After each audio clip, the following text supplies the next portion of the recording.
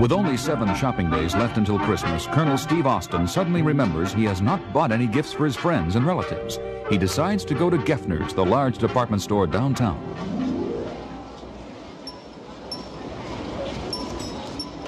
Can I help you, sir?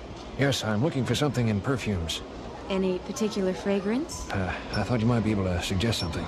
Well, there certainly is a large variety to choose from. I can see that. What's all that commotion about? That's where the store Santa Claus holds court. Probably some kid didn't get what he wanted and is registering a complaint. Sounds more serious than that.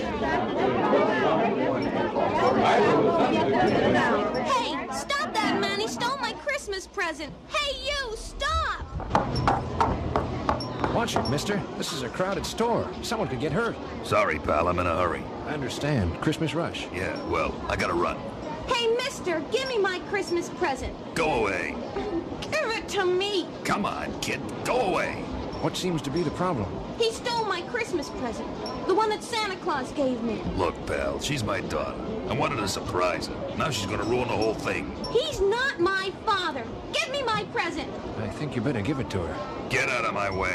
Put that gun away. Someone could get hurt. Not if you leave me alone. Now stand aside. I'm walking out of here. Oh, you're not.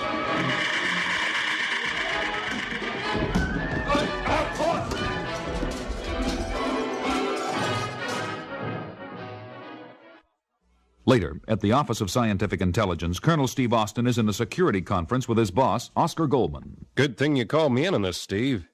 When I grabbed that guy, he dropped the package and it broke open. I could see the thing inside was no ordinary Christmas present. That's why I picked it up and got it to you.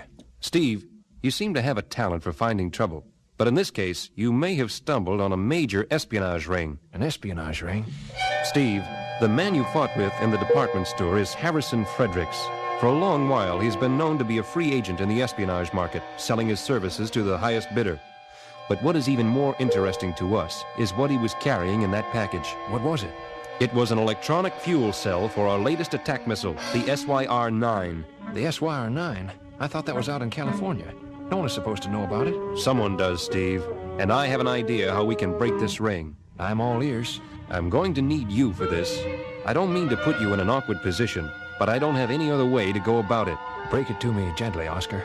Steve, after Fredericks was arrested, we suspected that the man playing Santa Claus at the department store was being used as a go-between for moving the stolen parts. Did you bring him in? About 20 minutes ago.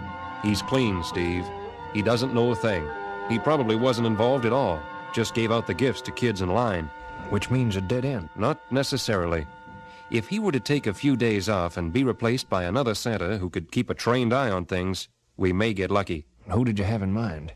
Why, you, of course. Mr. Maris? Yes, who are you? I'm Steve Austin, the new Santa Claus for the toy department. I can't see why I hired you. No belly, no beard. You need a total makeup job. I don't know whether or not you'll be convincing. The man in the office upstairs said to report to you.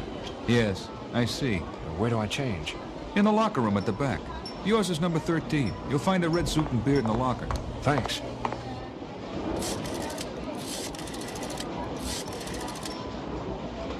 This is Maris. We may have some trouble. No, a new Santa Claus.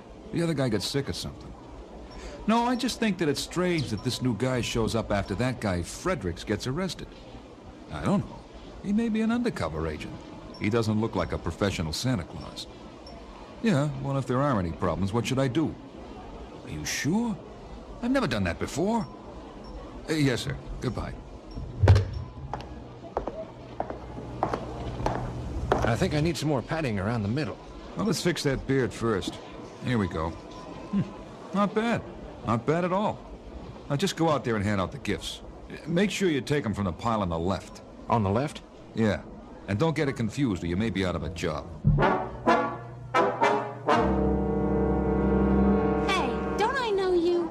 Of course, everyone knows me. I'm Santa Claus. There's no such person as Santa Claus. Then who am I? I think you're the man who was here the other day, the one who tried to get my present back for me. I'm Santa Claus. I told you there's no such person. Then what are you doing on my lap? I want a present. But you got one the other day. No, I didn't. The police took it. I want another one. Okay, here you go. No, I want it from that pile. Those are for later. I can't give you those now. Santa, that's quite all right. Give the little girl a gift from the pile she wants. I thought you said... Just do as I say.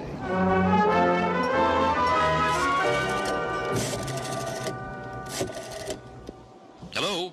Oscar, it's your favorite Santa Claus. Steve, how are things going? I think I'm onto something, Oscar. Do you remember that little girl who accused Fredericks of stealing her present yesterday? Yes, her name was Sandy. That's right. She came by again today for another gift. The boss of the department, Maris, insisted that I give her a box from a different pile of gifts. What do you make of it, Steve? Could the child be involved?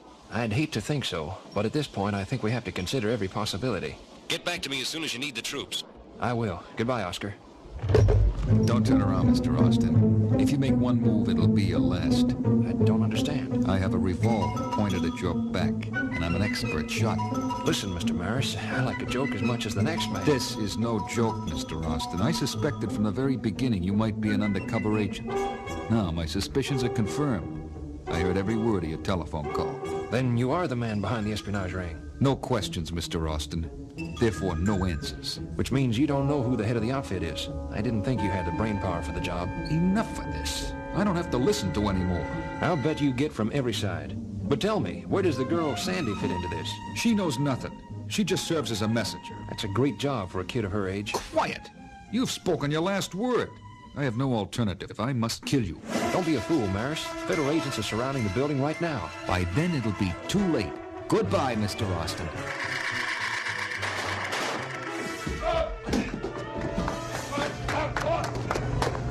Steve, are you all right? Just fine, Oscar. Our man here isn't the top of the line. Don't worry about that.